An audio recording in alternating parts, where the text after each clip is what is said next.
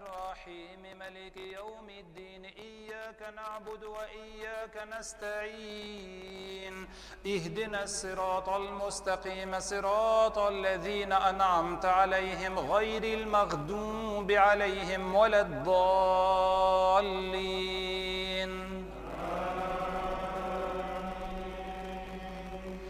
أم لهم نصيب من الملك فإذا لا يؤتون الناس نقيرا أم يحسدون الناس على ما آتاهم الله من فضله فقد آتينا آل إبراهيم الكتاب والحكمة وآتيناهم ملكا عظيما فمنهم من آمن به ومنهم من صد عنه وكفى بجهنم سعيرا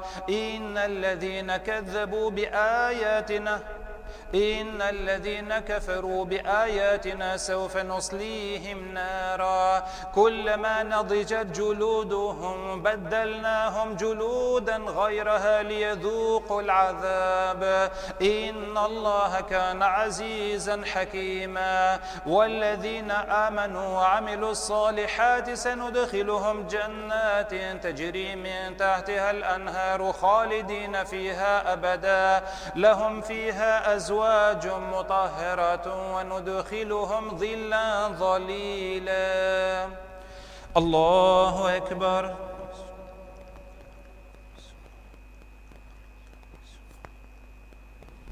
سمع الله لمن حمده اللهم لك الحمد كما ينبغي لجلال وجهك وعظيم سلطانك يا ربي صل وسلم وبارك على سيدنا محمد وعلى آله وصحبه أجمعين الحمد لله الذي هدانا لهذا وما كنا لنهتدي لولا أن هدانا الله لقد جاءت رسل ربنا بالحق الحمد لله الذي أنزل على عبده الكتاب ولم يجعل له عوجا الحمد لله فاطر السماوات والأرض وجاعل الملائكة رسلا الحمد لله الذي خلق السماوات والأرض وجعل الظلمات والنور يا ربي لك الحمد على نعمة الإسلام وكفى بها نعمة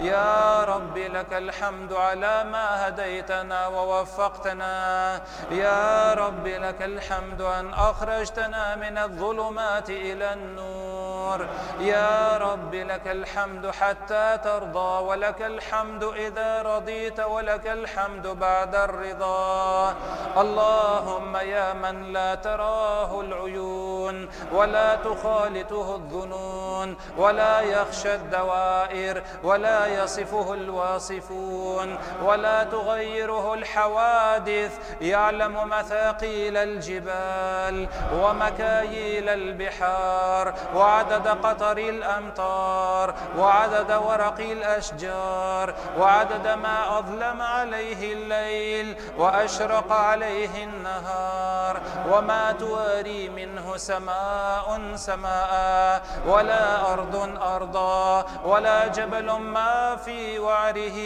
ولا بحر ما في قعره اجعل خير عمرنا آخره وخير أعمالنا خواتيمها وخير أيامنا يوم نلقاك فيه اللهم اغفر لنا ما قدمنا وما أخرنا وما أعلنا وما أسررنا وما أنت أعلم به منا اللهم ارحمنا بترك المعاصي أبدا ما أبقيتنا اللهم إنك عفو تحب العفو فاعف عنا اللهم إنك عفو تحب العفو فاعف عنا اللهم إنك عفو تحب العفو فاعف عنا اللهم ارحمنا فإنك بنا راحم ولا تعذبنا فإنك علينا قادر اللهم إنا نشكو إليك ضعفنا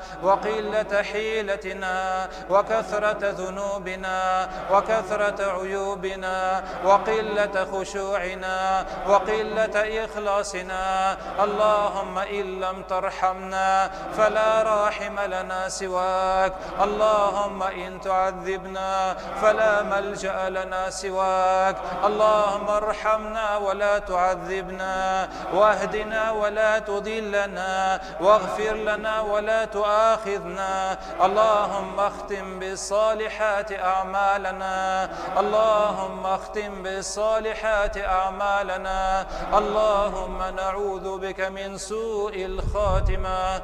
اللهم نعوذ بك من سوء الخاتمة. اللهم ارحمنا إذا وقفنا بين يديك. اللهم ارحمنا إذا وقفنا بين يديك. اللهم ارحم والدينا كما ربونا صغارا. اللهم ارحم والدينا كما ربونا صغارا. ربنا هب لنا من أزواجنا وذرياتنا قرة أعين واجعلنا للمتقين إماما. ربنا اغفر لنا ولإخواننا الذين سبقونا بالإيمان ولا تجعل في قلوبنا غلا للذين آمنوا. ربنا إنك رؤوف رحيم. ربنا لا تزغ قلوبنا بعد إذ هديتنا وهب لنا من لدنك رحمة إنك أنت الوهاب. ربنا إننا آمنا فاغفر لنا ذنوبنا وقنا عذاب النار. ربنا آتنا في الدنيا حسنة وفي الآخرة حسنة وقنا عذاب النار. وصل اللهم وبارك وسلم على سيدنا محمد وعلى آله وصحبه أجمعين والحمد لله رب العالمين. الله أكبر.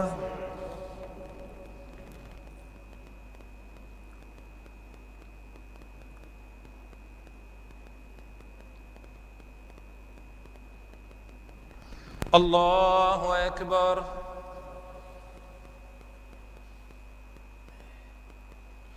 الله أكبر.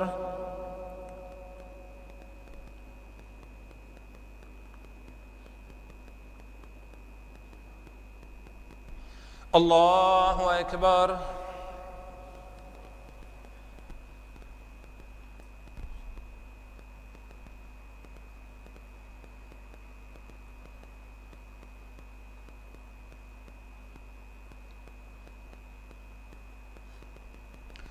السلام عليكم ورحمة الله.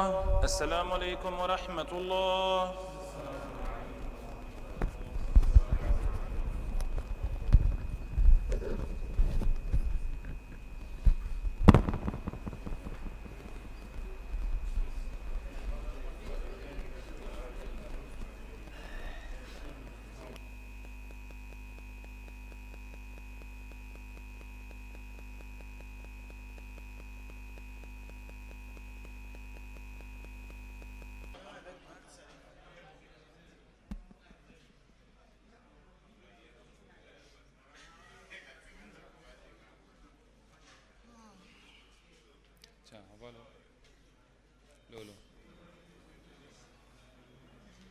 At-Takbir. Donc que Dieu nous bénisse largement. Qu'on ne cesse de participer à ce genre de stations. Et avant que le cheikh n'ait fini de boire l'eau, je vais vous rappeler un hadith du prophète alayhi salatu wassalam où il dit عليكم بمجالسة العلماء فإن الله تعالى يحيي القلب الميت بنور الحكمة كما يحيي الأرض الميتة بماء المطر. Donc le prophète alayhi salatu wassalam il dit que Dieu qu'il vous conseille d'assister aux réunions de ce genre-là parce que Dieu fait revivre les cœurs morts. Le cœur mort, il faut savoir ici, le cœur où il n'y a pas la foi, par la lumière du savoir, comme il fait revivre quoi? Comme il fait revivre la terre morte avec la pluie descendue du ciel. Donc ça veut dire donc que c'est ce genre de réunion-là qui va nous augmenter la foi, c'est ce genre de réunions qui vont nous amener dans le bien. Donc Dieu nous aide à assister à ce genre de réunions. Donc on va laisser les chèques transmettre, Inch'Allah. Alhamdulillah, wassalatu wassalamu ala rasulillah. سبحانك لا علم لنا إلا ما علمتنا إنك أنت العليم الحكيم ولا فهم لنا إلا ما فهمتنا إنك أنت الجواد الكريم. Approchez un peu comme il y a des trous devant vous. Je ne sais pas si c'est parce que c'est dimanche ou quoi. En tout cas, je vous avais dit qu'aujourd'hui on va parler des femmes. Finalement, on va parler d'un autre sujet, Inch'Allah. On va parler de ce premier verset que nous avons lu. Inna fi khalqis samawati wal ardi wa ikhtilafil layli wan nahar la ayatin li ulil albab. Dans la création des cieux et de la terre et l'alternance du jour et de la nuit et du jour, il y a des signes pour les doués d'intelligence. Et le prophète sallallahu alayhi wa sallam a dit Wailun liman qara'aha wa lam yatadabbarha. Malheur à celui qui lit ce verset et qui ne médite pas dessus. Donc nous allons méditer dessus. Nous allons parler aujourd'hui des aspects scientifiques dans le Coran. Alors les aspects scientifiques, il y a deux choses. Il y a les miracles scientifiques, ça veut dire des choses que le Coran a citées, qui ne pouvaient pas être connues scientifiquement à l'époque du prophète sallallahu alayhi wa sallam. Et donc c'est aujourd'hui seulement on a découvert avec la science que ces choses-là sont vraies. Et donc ça fait le caractère miraculeux du Coran. Donc effectivement, comme le Coran est la preuve, le miracle du prophète sallallahu alayhi wa sallam jusqu'à la fin des temps, Allah l'a conservé jusqu'à la fin du monde. Bon, peu avant la fin du monde, le Coran va disparaître de cette terre. En tout cas, Allah l'a conservé jusqu'à maintenant et continue. Comme Allah Ta'ala dit, Inna nahnu nazzalna dhikra wa inna lahu lahafidhun. Certes, nous avons fait descendre le rappel et nous en sommes les gardiens. Mais le Coran était un miracle au temps du prophète sallallahu alayhi wa sallam par son aspect linguistique. Nous avons parlé de ça depuis le début, le caractère miraculeux du Coran, par l'aspect linguistique qui était incomparable et les hommes ne pouvaient pas produire quelque chose de pareil alors que les Arabes étaient spécialistes en poésie et en langue et notamment en éloquence, l'art de parler des paroles très profondes, concises mais qui portent énormément de sens. Or, cette portée linguistique aujourd'hui n'est plus accessible, n'est plus accessible à la majorité de l'humanité qui n'est pas arabe, et même aux Arabes qui ont perdu le niveau de langue qui était à l'époque du prophète sallallahu alayhi wa sallam. Et quelques temps après, le niveau de langue arabe est perdu. Alors, cette époque où nous sommes aujourd'hui, bien entendu, se caractérise par les sciences. Et c'est l'aspect scientifique maintenant qui constitue une preuve. Vous avez peut-être vu par exemple la cassette Ceci est la vérité, où ce savant saoudien convoque des spécialistes dans plusieurs domaines du monde entier, des grands spécialistes du niveau mondial, et leur expose les versets du Coran, et ils ne font que constater que ça concorde en tout point aux découvertes de la science. Alors nous allons prendre particulièrement, donc je vous disais qu'il y a deux aspects à l'aspect scientifique du Coran. Il y a ce qui est miraculeux, ce qui est cité dans le Coran, que la science ne fait que découvrir maintenant et qui ne pouvait pas être connu du temps du prophète sallallahu alayhi wa sallam. Et puis il y a un deuxième aspect scientifique du Coran qui est juste d'admirer la création d'Allah tabaraka wa ta'ala et de méditer sur la façon que Allah a fait les choses.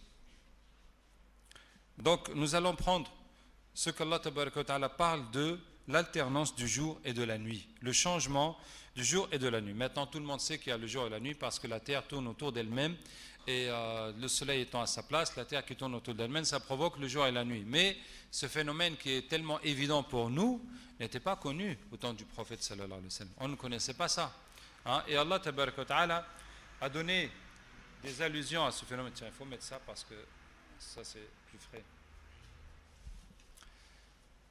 Allah tabaraka wa ta'ala fait allusion à ce phénomène en parlant des astres, le soleil, la lune, les étoiles, en disant kullun fi falakin yasbahun. Tout cela nage dans un cosmos. Tout cela nage dans un cosmos. Ça veut dire quoi? La natation, le mouvement de la natation, celui qui nage dans l'eau fait un mouvement lui-même qui lui permet d'avancer, d'évoluer dans l'eau. Est-ce que vous comprenez? Allah Ta'ala décrit un autre mouvement, un autre genre de mouvement, quand Allah Ta'ala dit وَتَرَى الْجِبَالَ تَحْسِبُهَا جَامِدَةً وَهِيَ تَمُرُّ مَرَّ السَّحَابِ. Et tu vois les montagnes, tu penses qu'elles sont fixes, qu'elles sont figées, mais elles passent comme les nuages. Elles passent comme les nuages. Quelle est la différence entre le mouvement des nuages et le mouvement de la natation?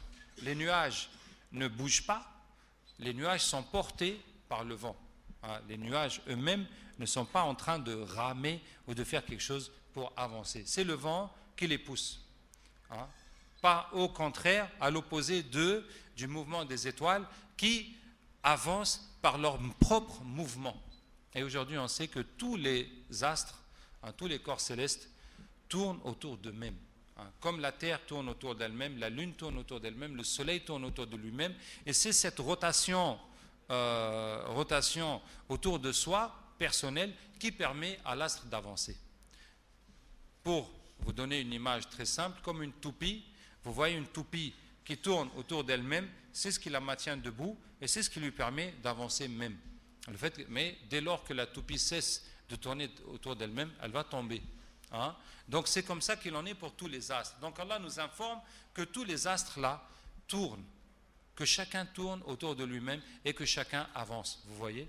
Donc de là, en tout cas, que chacun fait un mouvement propre et que tous ces mouvements sont en déplacement. Alors, puisque j'ai parlé du mouvement des montagnes, de quel mouvement s'agit-il? Bon, on a deux possibilités du mouvement des montagnes. D'abord, c'est la dérive des continents. Les continents qui bougent à raison de 2 cm par an, n'est-ce pas? C'est quelque chose comme ça, 2 cm, 1 cm et demi, ça dépend chaque continent. Et donc, dans leur mouvement, on porte les montagnes avec eux. Ou sinon, c'est le mouvement de la Terre qui tourne et qui porte les montagnes avec elle. Mais l'alternance du jour et de la nuit, c'est autre chose.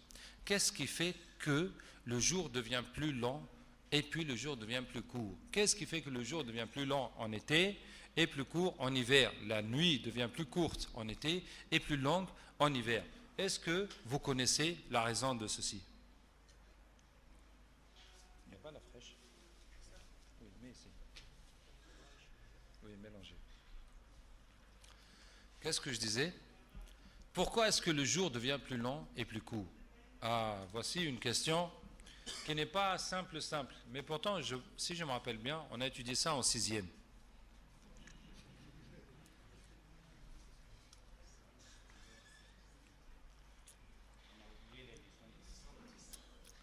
Il ne fallait pas oublier, parce que c'était des choses importantes que vous pouvez constater tous les jours, et il ne faut pas oublier ce genre de choses. J'espère qu'à partir d'aujourd'hui, vous ne l'oublierez plus. Alors, écoutez bien. La Terre tourne autour d'elle-même, ça provoque le jour et la nuit. Maintenant, la Terre tourne autour du Soleil. Bon, qu'est-ce qui fait qu'il y a des saisons? Il y a l'été, il y a l'hiver. Qu'en été, on a plus d'heures de jour, c'est-à-dire depuis mars jusqu'à septembre, on a plus d'heures de jour. À partir de septembre jusqu'à mars, le jour devient plus court, la nuit devient plus longue. En tout cas, dans l'hémisphère nord, donc dans la partie nord du globe terrestre. Parce que l'axe de rotation de la Terre autour d'elle-même, par rapport au plan de rotation de la Terre autour du Soleil, cet axe est penché. Est-ce que vous comprenez? La Terre est comme ça pour tourner autour d'elle-même, et comme ça la Terre tourne autour du Soleil. Donc quand on est ici, le pôle nord est face au Soleil. Et quand la Terre tourne autour d'elle-même, le pôle nord est toujours face au Soleil. C'est là qu'au pôle nord, il y a 6 mois de jour. Arrivé de l'autre côté, le pôle nord est dans la nuit, il est dans 6 mois de nuit. Bon, mais mis à part le pôle nord, toute la moitié nord de la planète est plus exposée au Soleil. Donc si on prend un point sur la moitié nord et qu'on fasse tout le tour, on a plus que la moitié qui est au Soleil et moins que la moitié qui est à l'ombre. Donc on a plus de 12 heures de jour et moins de 12 heures de nuit. Donc ça veut dire quoi? Que le jour est plus long que la nuit. Et plus on va se rapprocher du pôle nord, plus cet écart est fort. D'accord? Et quand maintenant le soleil tourne là, la position là c'est le 21 juin. C'est là que on appelle le solstice d'été. Ça veut dire que vraiment le pôle Nord est face au soleil. Donc c'est le jour le plus long dans toute l'année pour toute la moitié nord. Et à partir de là, la Terre va se tourner comme ça. Arrivé ici, c'est le 21 septembre. C'est là que l'axe de rotation de la Terre est complètement face au soleil. Ce jour-là, toute la Terre a 12 heures de jour, 12 heures de nuit, quel que soit l'endroit où tu te trouves sur Terre. Après, la Terre va aller de l'autre côté. Là, on est face au pôle sud et c'est le pôle nord qui est dans la nuit et c'est la moitié nord où il y a moins de jours et plus de nuit. Vous voyez? Et ça tourne comme ça. Bon, maintenant, quelles conséquences ça a? Imaginez que l'axe de la Terre était parfaitement droit, perpendiculaire au plan de rotation de la Terre autour du Soleil. Si Allah avait créé la Terre de cette manière, ça veut dire qu'on aurait quoi? 12 heures de jour, 12 heures de nuit, partout sur Terre, toute l'année. Ça veut dire qu'il n'y aurait pas de saison. Tous les jours de l'année seraient identiques. On ne connaîtrait pas de saison pour les récoltes, pour l'agriculture, pour la reproduction des animaux, pour le chaud et le froid, pour la saison de pluie, etc. Il n'y aurait pas de saison nulle part. On ne saurait pas que quelque chose qui s'appelle saison n'existerait pas. Et les humains ne connaîtraient pas les années. Parce que comment est-ce que les hommes ont su les années? Et depuis toujours, les hommes comptent les années. Parce que c'est les saisons qui se reproduisent de la même façon. La saison des pluies, la saison du chaud, du froid, etc. C'est ce qui permet que partout, on connaisse les saisons. Mais on connaisse l'année. Mais si l'axe était droit, il n'y aurait pas eu d'année. Les gens vont vivre comme ça, jour après jour, temps après temps, sans connaître le temps, sans pouvoir calculer le temps et sans connaître les saisons. On va vivre comme ça, sans repère. Est-ce que vous voyez? Allah a fait le repère quotidien qui est le jour et la nuit par la rotation de la Terre autour d'elle-même. Allah a fait le repère de l'année par la rotation de la Terre autour du Soleil. Et Allah a fait le repère du mois avec quoi? Avec la lune. Avec la lune qui apparaît, qui devient complète, pleine, qui diminue, et ça fait le repère du mois. Et donc, depuis toujours, les hommes connaissent les jours, les mois et les années. Et Allah Ta'ala nous dit que Allah a voulu ça pour que vous puissiez compter le temps et compter les années. Que vous ne soyez pas perdus comme ça, le temps passe, temps passe. Et maintenant, imaginez que l'axe de la Terre soit totalement face au Soleil, soit totalement dans le plan de la rotation Terre-Soleil. Ça veut dire quoi? Que quand la Terre est ici, toute la moitié nord est au Soleil 24 heures sur 24. Toute la moitié sud est dans la nuit 24. Ça veut dire ici, il va faire tellement chaud. De l'autre côté, il va faire tellement froid. Et puis ça tourne, là, bien sûr, ça fait 24 heures, 12 heures de jour, 12 heures de nuit partout. Et arrivé de là, de l'autre côté, c'est le contraire. Ici, on va passer des mois au soleil sans qu'il y ait de nuit. De l'autre côté, on va passer des mois dans la nuit sans qu'il y ait de soleil. Ce qui fait que nulle part sur Terre, les gens ne pourraient vivre. Puisqu'on va avoir une saison tellement chaude qui sera insupportable et une autre saison qui est tellement froide et qui est dans le noir et qui est insupportable. Et nous avons, Allah Ta'ala nous dit à ce sujet, قُلْ أَرَأَيْتُمْ إِنْ جَعَلَ اللَّهُ عَلَيْكُمُ اللَّيْلَ سَرْمَدًا إِلَى يَوْمِ الْقِيَامَةِ مَنْ إِلَهٌ غَيْرُ اللَّهِ يَأْتِيكُمْ بِضِيَاءٍ. Dis, voyez-vous, si Allah fait pour vous la nuit constante jusqu'au jour dernier, quel autre Dieu qu'Allah vous amènera un éclairage? Et dit, voyez-vous, si Allah fait pour vous le jour constant jusqu'au jour dernier, quel autre Dieu qu'Allah vous ramènera la nuit pour vous reposer? Et nous avons un exemple en cela avec la lune. Parce que la lune tourne autour d'elle-même, mais l'axe de la lune est face au soleil. Et ce qui fait que la lune, la partie qui est au soleil est toujours au soleil. Et la moitié qui est à l'ombre est toujours à l'ombre. Voilà, juste à côté de nous, l'exemple. La lune, c'est soit une moitié qui est dans le jour, toujours dans le jour, une autre moitié qui est dans la nuit, dans le noir, toujours dans le noir.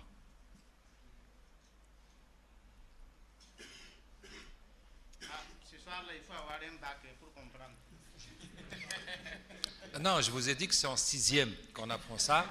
Donc il faut avoir le CM2 pour comprendre ça. Ça, c'est tafsir niveau terminal.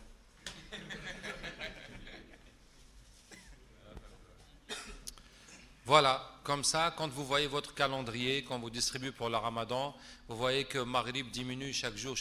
Est-ce que vous vous êtes jamais dit pourquoi? Allah nous demande de réfléchir. Il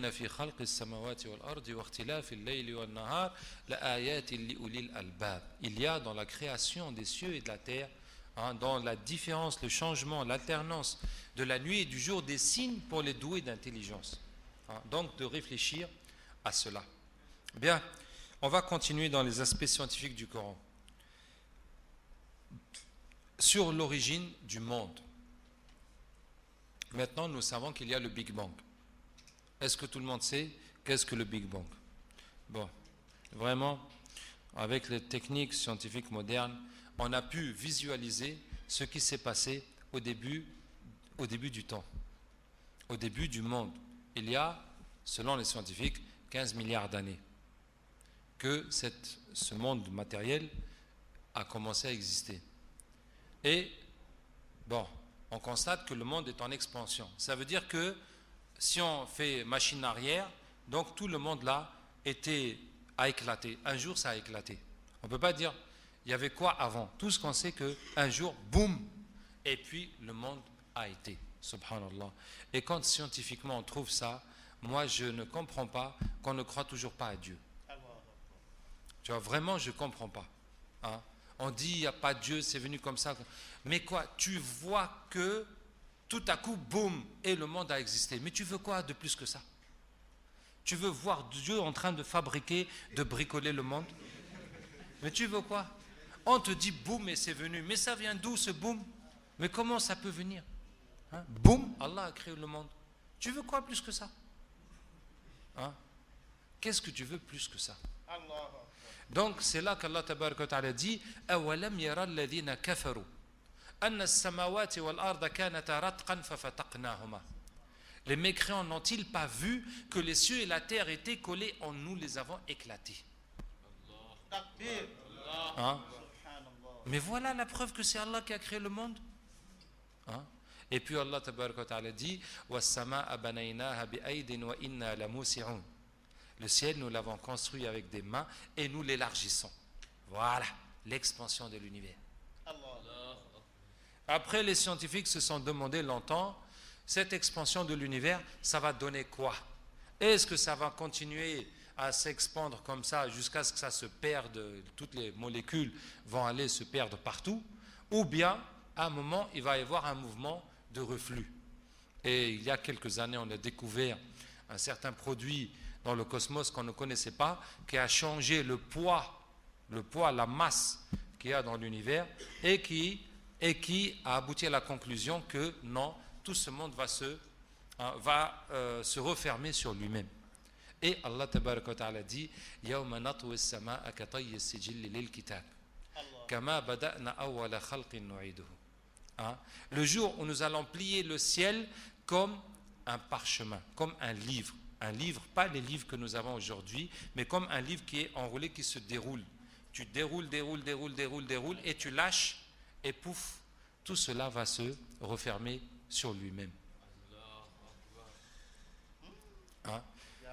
Et voici une force dans le monde que la science jusqu'à aujourd'hui n'a pas su expliquer. C'est la force de l'attraction universelle. Est-ce que vous connaissez l'attraction universelle? Pourquoi, quand vous lâchez quelque chose, ça tombe par terre? Parce que la terre le tire. La pesanteur, la terre le tire. Pourquoi est-ce que la lune tourne autour de la terre? Pourquoi elle ne s'en va pas filer? Parce que la terre la tire. Maintenant, la terre la tire. Mais pourquoi la lune ne tombe pas sur la terre aussi? Parce que la lune tourne autour de la terre. Là, une vitesse. Si c'était la vitesse seulement, pouf, elle va partir comme ça. Elle va partir selon la tangente. Mais comme la terre la tire et la lune a envie de partir, et ça fait un équilibre exact qui fait que la lune reste accrochée autour de la terre. Comme si la terre tenait la lune avec une corde et la faisait tourner. Ça veut dire que les deux forces s'équilibrent parfaitement. L'attraction terrestre et la force de, comment on appelle ça déjà? Ouais, la force centrifuge de la Lune, donc qui essaye de l'éloigner.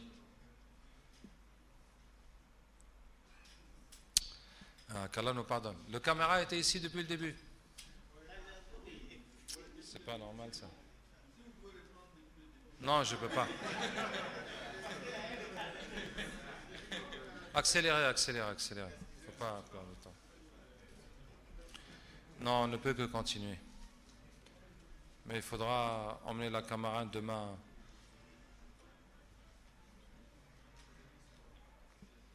Bien, on était où?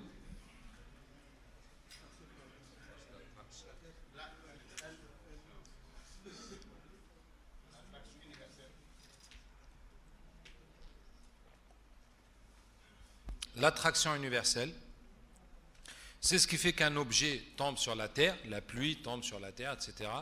C'est ce qui fait que la Lune reste accrochée autour de la Terre. C'est ce qui fait que la Terre reste accrochée autour du Soleil. C'est ce qui fait les marées. Vous connaissez les marées? L'eau de la mer qui monte, ça vient de quoi? Ça vient de l'attraction de la Lune sur la mer. Hein? La Lune aussi attire tout ce qu'il y a sur Terre. Mais bon, les montagnes ne vont pas bouger à cause de la Lune, mais la mer bouge. L'eau, la Lune tire les masses d'eau et ça provoque les marées. Et ça provoque un phénomène bizarre que pendant les nuits de pleine Lune,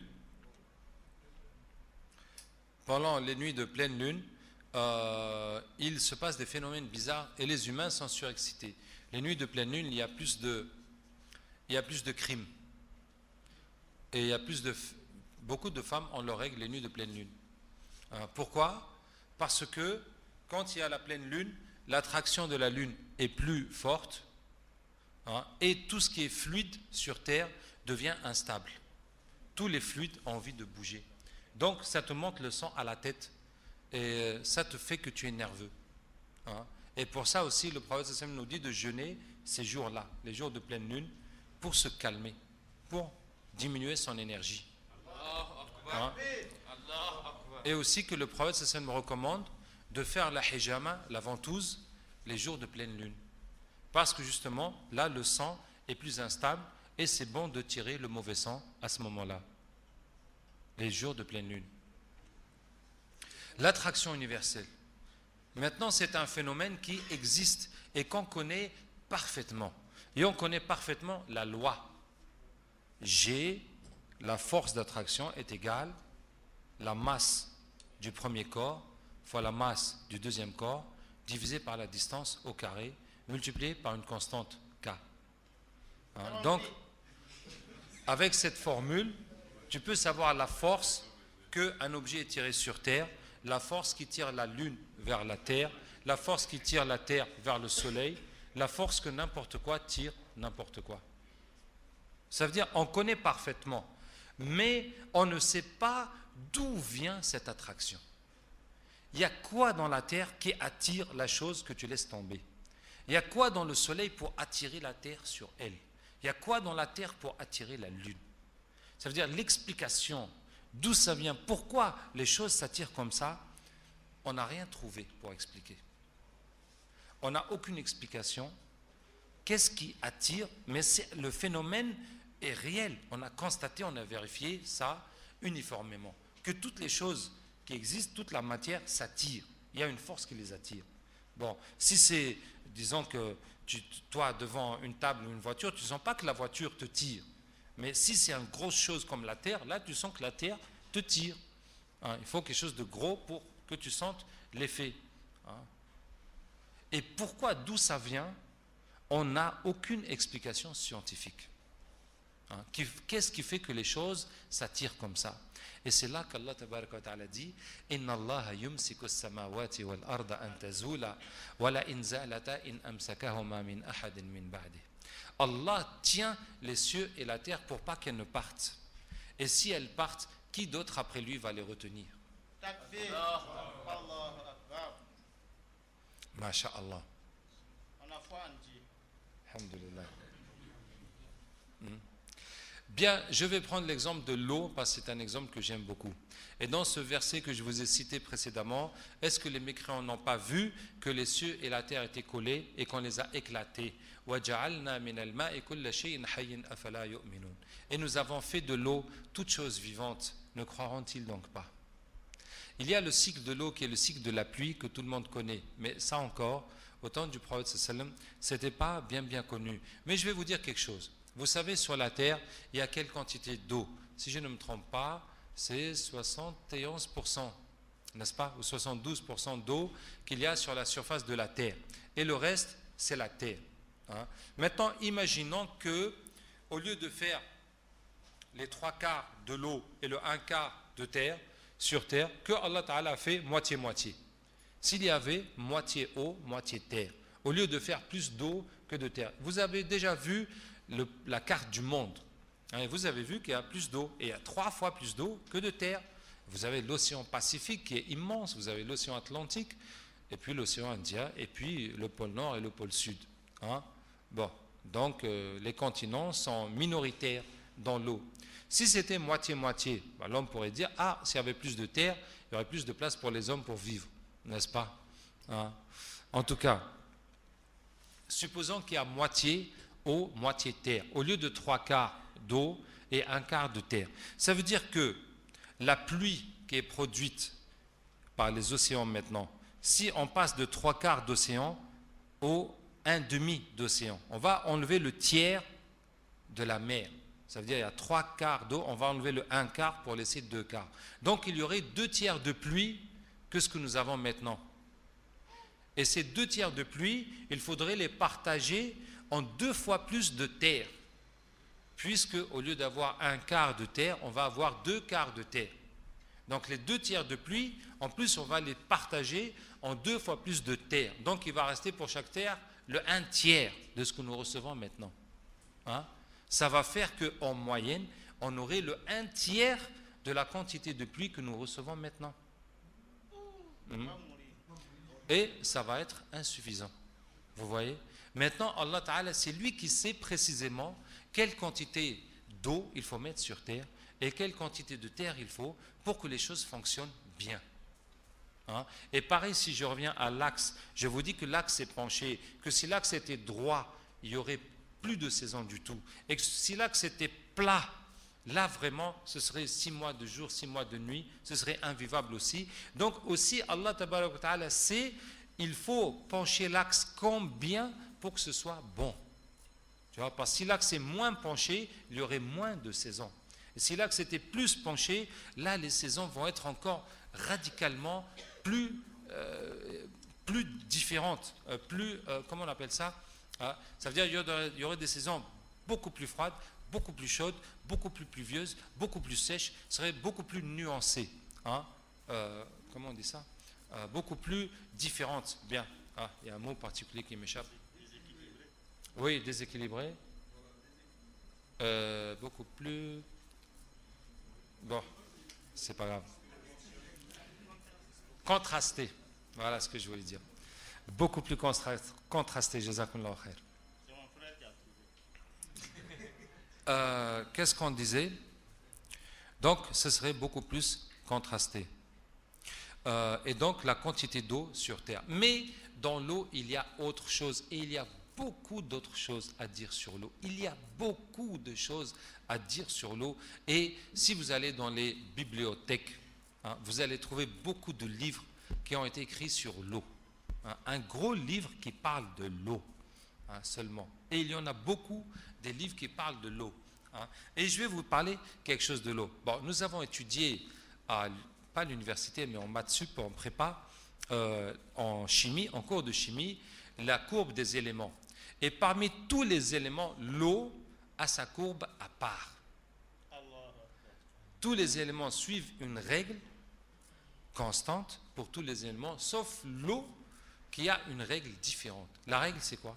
C'est que plus l'élément chauffe, plus il se dilate. Plus il refroidit, plus il se contracte. Là, tous les éléments, vous prenez le fer, vous prenez l'oxygène, vous prenez ce que vous voulez, ça marche de la même façon. Sauf l'eau. arrivé à plus 4 degrés C, hein, à plus 4 degrés, l'eau qui jusque-là se contractait en refroidissant, tout à coup se met à se dilater. Hein? Vous prenez de l'eau, la normale, vous la refroidissez, ça va se contracter. Arrivé à 4 degrés, l'eau commence à gonfler jusqu'à ce qu'elle se glace. Jusqu'à ce qu'elle se glace. Et la glace a pris plus de volume que l'eau. Prend 10% plus de volume que l'eau. Hein? Plus 10% plus de volume. Et c'est ce qui fait que la glace est plus légère que l'eau. C'est ce qui fait que quand vous mettez la glace dans un verre, la glace flotte. Parce que la glace est plus légère que l'eau. Si l'eau, en gelant, continuait à se comprimer, la glace va être plus lourde parce que ça va être plus concentré, plus dense, et ça va tomber au fond de l'eau. Et c'est pour ça, si vous congelez une bouteille, si vous ne faites pas attention, la bouteille peut éclater. Parce que la glace prend du volume et boum. Hein, donc, si vous mettez des bouteilles au congélateur, prévoyez de ne pas les remplir complètement. Au cas où vous les oubliez jusqu'à ce qu'elles congèlent, que ça ne va pas éclater, il y aura de la place. Mais à ce moment-là, quand tu débouches la bouteille, ça fait pfft, parce que l'air qui est resté, il s'est fait écraser. Et ça fait qu'il y a de l'air sous pression, et dès qu'il trouve l'air, il va sortir, pfft, l'air va sortir. D'accord? Maintenant, quelles sont les conséquences au niveau planétaire du fait de cette propriété de l'eau? La conséquence, c'est que si vous allez dans l'océan et si vous plongez au fond de l'océan, vous allez trouver qu'il fait froid. Hein? Bon, s'il fait un peu chaud à la surface de l'eau, là où le soleil tape, ça va. Mais quand vous descendez, dès que vous descendez 2-3 mètres en dessous, il n'y a plus cette chaleur. Il commence à faire froid. Et si vous descendez un peu plus, 10 mètres, 20 mètres, vous allez trouver qu'il fait 4 degrés. Parce que c'est l'eau la plus lourde qui tombe au fond et qui fait 4 degrés. Hein? Et au fond de la mer, la chaleur ne rentre pas. Hein, la chaleur du soleil qui tape sur la surface ne va pas pénétrer jusqu'à chauffer le fond de l'océan. Donc le fond de l'océan est toujours à plus 4 degrés. Hein? Et il y a là-bas des créatures, des plantes et des poissons et des choses bizarres qui vivent à 4 degrés. Et que si la température bougeait d'un seul degré, ils vont mourir. Hein? Allah les a programmés pour ce milieu, pour qu'ils vivent là-bas. Hein? Maintenant, imaginez que l'eau, en refroidissant, continuait à se condenser au lieu de se dilater, et que la glace était plus lourde que l'eau. Donc, l'eau qui descend au fond de la mer va devenir plus froide, jusqu'à geler et jusqu'à se glacer. Et quand l'eau va se glacer au fond de la mer, hein, elle va rétrécir de volume et ça va tirer toute l'eau. Ça va tout tirer, puisque ça, comment dire, hein, ça devient plus petit, ça perd de volume, ça se contracte, ça va tirer toute l'eau. Et ça va faire que tous les fonds des mers seront de la glace. Et qu'il ne peut pas y avoir des poissons qui vivent au milieu de la glace.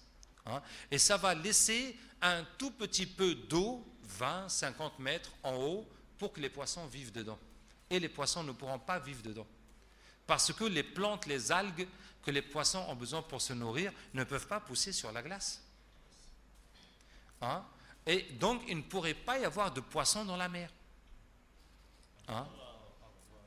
Et même tout l'oxygène qu'il y a sur Terre, savez-vous que cet oxygène-là vient de la mer? Hein, tout l'oxygène qu'il y a sur Terre, il vient des algues qui couvrent les fonds de la mer. Ces algues qui absorbent le gaz carbonique, qui produisent de l'oxygène, hein, jusqu'à ce que l'eau de mer s'est remplie d'oxygène, jusqu'à ce que l'oxygène est sorti dans l'air et a rempli l'air. Hein? Et donc, si ce n'était pas l'eau qui se dilate, si c'était l'eau qui se contracte, hein, ça ferait la glace gelée au fond des mers, ça ferait qu'il n'y a pas d'algues, et ça ferait qu'il ne peut pas y avoir d'oxygène dans l'eau, et même les poissons pour respirer dans l'eau. Comment est-ce que les poissons respirent dans l'eau? Hein, les poissons respirent avec leurs branchies. Elles prennent l'eau et elles comment dire, elle filtre, voilà, l'oxygène, c'est comme ça qu'elle respire. Donc il n'y aura plus d'oxygène dans l'eau, de toute façon les poissons ne pourront ni manger, ni respirer. Il n'y aura ni les algues, ni l'oxygène pour respirer, et puis il n'y aura plus d'oxygène aussi dans l'air pour nous, et donc on ne serait pas là non plus pour respirer. Nos sauces ne seront pas bonnes. Donc, qu'est-ce que je disais?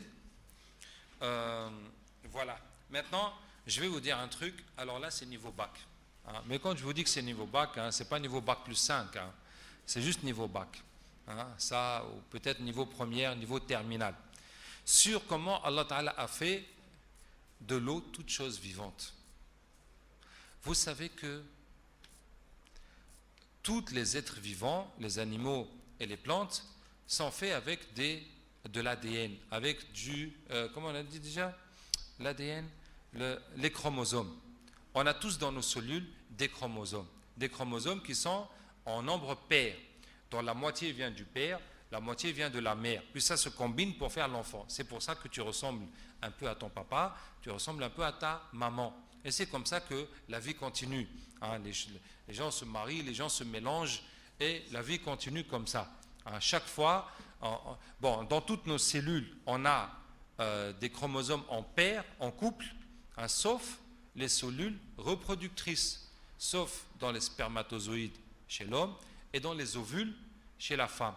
Là, exceptionnellement, dans le noyau de la cellule, il y a les chromosomes uniques. Au lieu que ce soit des couples de chromosomes, c'est des chromosomes uniques.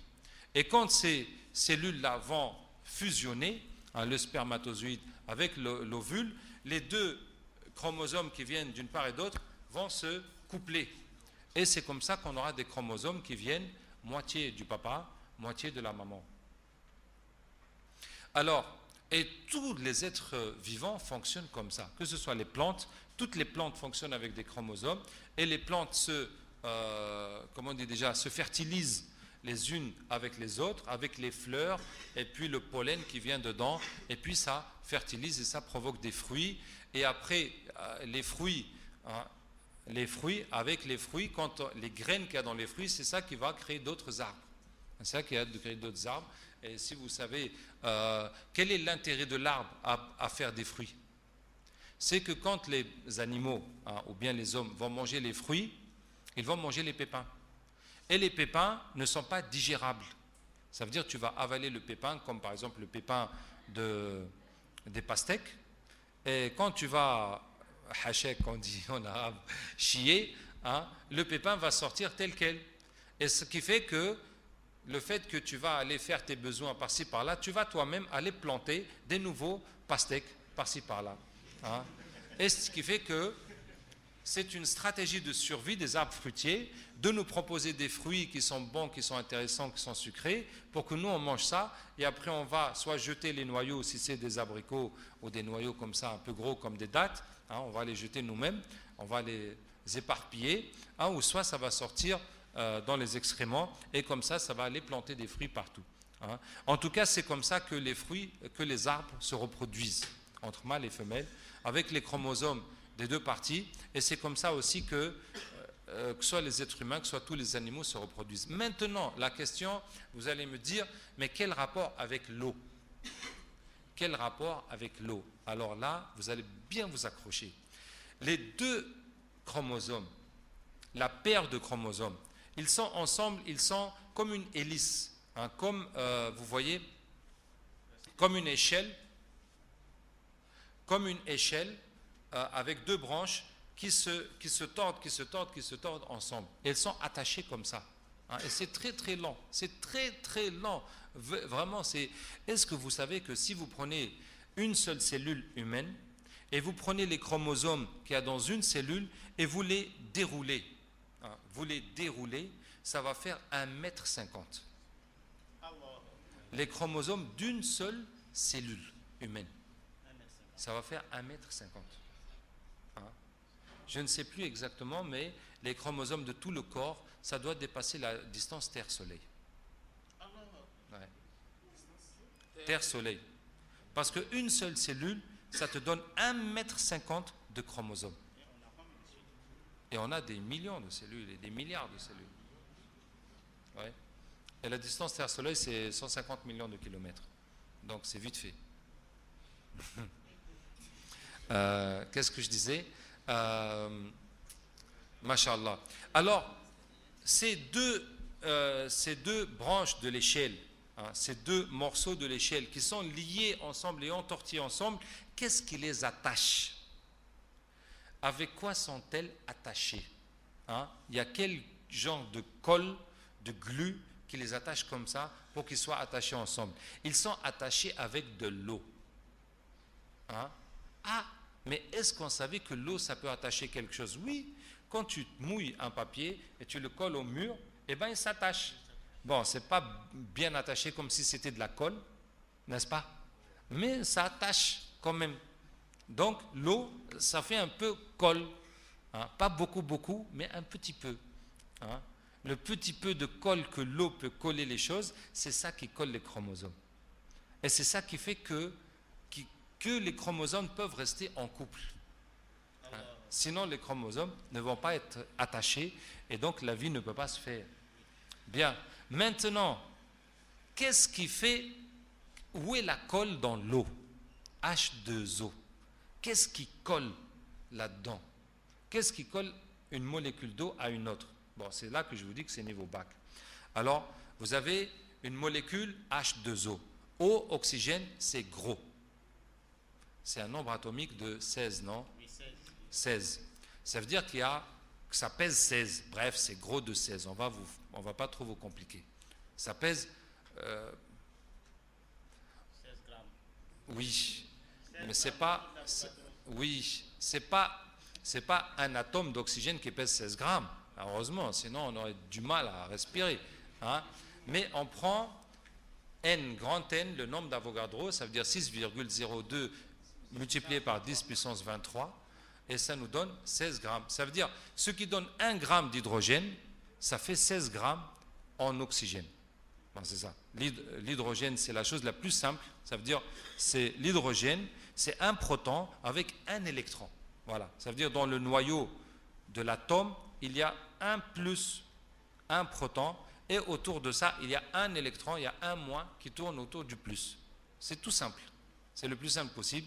Ça, c'est le noyau d'hydrogène, l'atome d'hydrogène. Mais l'atome d'oxygène, il y en a 16 à l'intérieur des protons et 16 électrons qui tournent autour. Voilà. Donc, c'est 16 fois plus lourd. 16 fois plus lourd. Maintenant, le volume, ça, c'est un autre problème. Mais c'est 16 fois plus lourd. Donc, un gros atome d'oxygène avec 2 petits atomes d'hydrogène. Ça fait comme une tête de Mickey. Vous prenez un gros rang et comme 2 petites oreilles. Les 2 petites oreilles, c'est les petits atomes d'hydrogène qui collent à l'atome d'oxygène. Et ça fait H2O.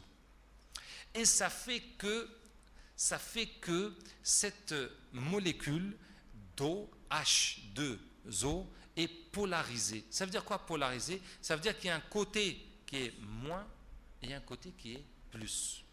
Hein? Ça veut dire quoi? Les atomes d'hydrogène qui se collent à l'atome d'oxygène, ils collent, l'électron va se coller, l'électron va se combiner sur l'atome d'oxygène. Et de l'autre côté, le proton, qui est le noyau de l'atome d'hydrogène qui a le plus, va s'éloigner des électrons de l'atome d'hydrogène. Ça veut dire les 2 oreilles là, les 2 oreilles, le plus il est en haut et le moins il est en bas. Et ce qui fait que quand on prend globalement la molécule d'eau, là où il y a les 2 oreilles, le plus il est en haut. Et en bas, il y a plus de moins.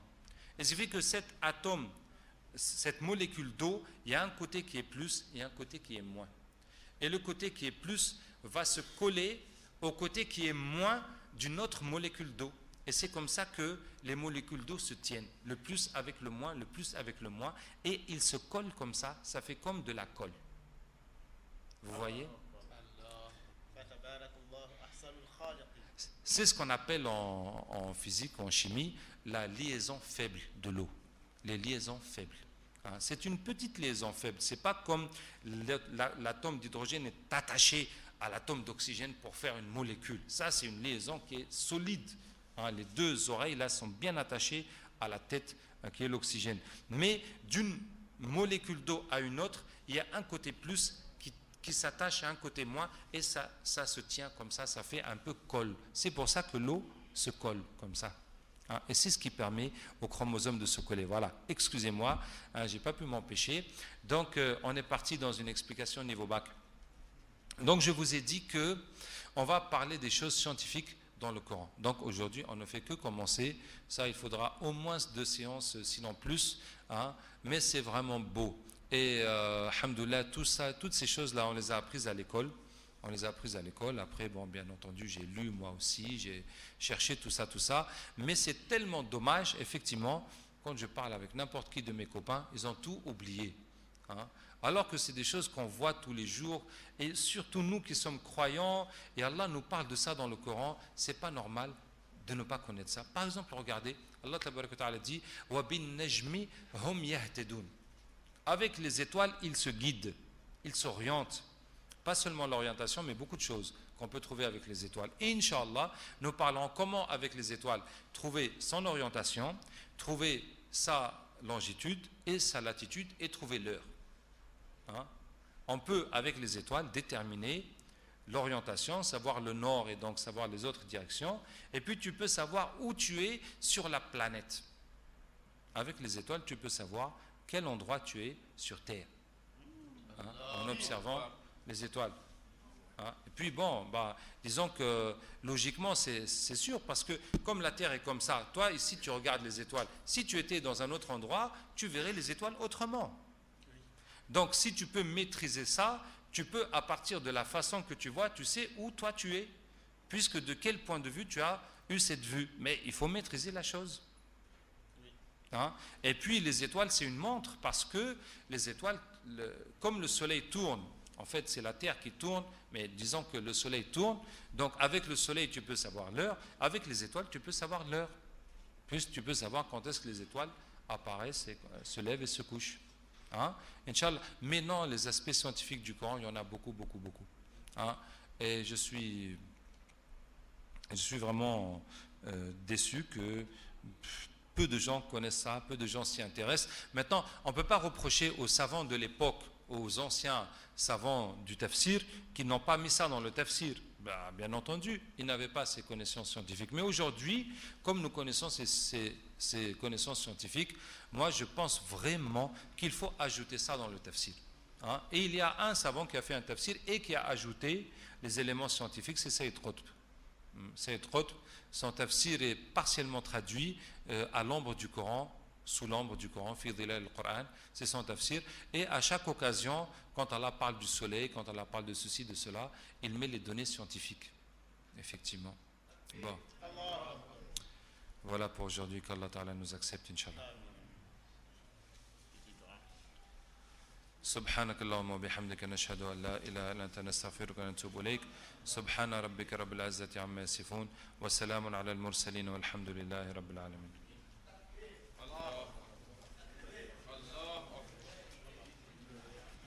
Oi, Karsamba. Ikame. Yame.